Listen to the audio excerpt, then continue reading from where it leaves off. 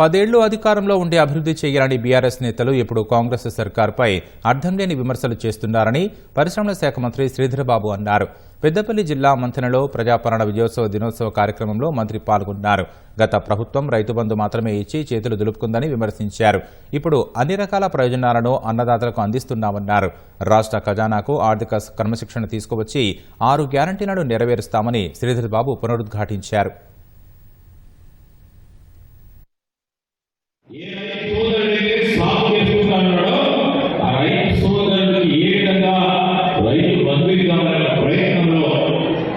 ప్రయత్నాలు జరుగుతూ ఉంటే ఒక పరంగా రుణమాఫీ, ఇంకో పరంగా ఈరోజు సన్నాహాలకి 500 రూపాయల బోనస్, రైతుకు సంబంధించిన సంక్షేమం రేపు ఇంప్లిమెంట్, వారికి కావాల్సిన గత 10 సంవత్సరాలుగా మిగిలిపోయిన